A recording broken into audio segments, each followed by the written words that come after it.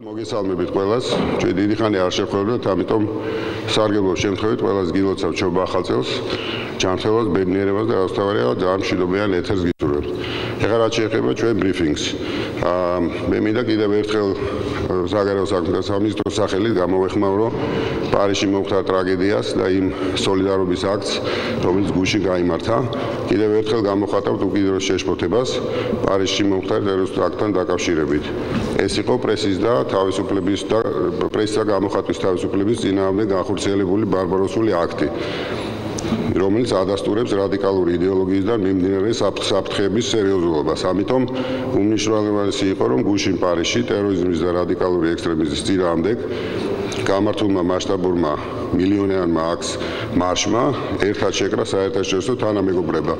ეს გახლავთ უპრეცედენტო მსოფლიო კონსოლიდაციის დემონსტრირება, რასაც თქვენ იცით, რომ საქართველოს უერთდება და კვლავ ვადასტურებ ჩვენ სოლიდარობას მთელი დემოკრატიული სამყაროს მიმართ. და მნიშვნელოვანია, რომ საქართველოს პრემიერ-მინისტრი იღებდა ამ აქციაში მონაწილეობას.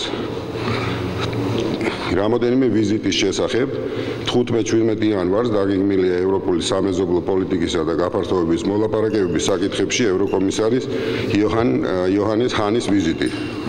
ეს გახლავთ ბატონი ჰანის პირველი ვიზიტი საქართველოში, რაც კიდევ ერთხელ ადასტურებს ევროკავშირის განსაკუთრებულ ინტერესს საქართველოსადმი და მის პოლიტიკურ მხარდაჭერას ჩვენი ქვეყნისადმი.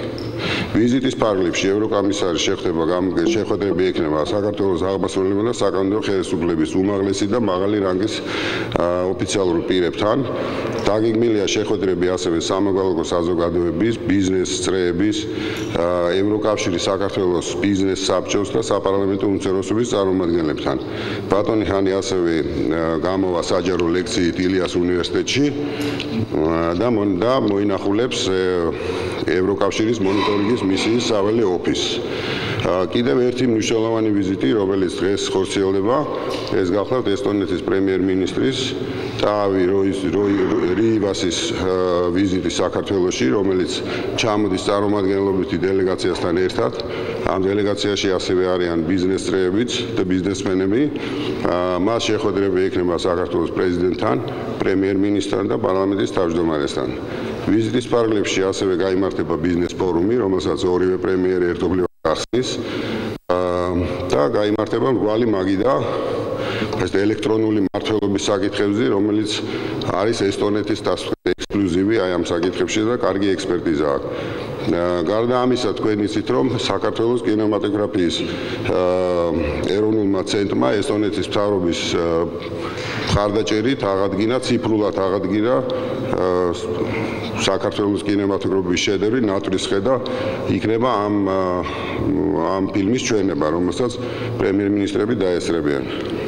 და ასევე პრემიერ-მინისტრი ვირგვინიტში ამკობს ერთიანობისთვის დაყოფილ გმირთა მემორიალს. კიდევ ერთი შეხვედრა, რომელიც 14 იანვარს გაიმართება, ეს არის შეხვედრა ბრიუსელში, ნატოს შტაბ-ბინაში, ნატო-საქართველოს კომისიის სხდომა. ეს სხდომა ტარდება ელჩების დონეზე. ამ სხდომას საქართველოს მხრიდან უძღვებიან ევროინტეგრაციის და ევროატლანტიკური ინტეგრაციის სახელმწიფო მინისტრი ბატონი დავით ბაქრაძე და საგარეო საქმეთა მინისტრის პირველი მოადგილე ბატონი დავით დონდოა. ამ შეხვედრაზე განხილული იქნება წლიური ეროვნული პროგრამის შეფასების დოკუმენტი.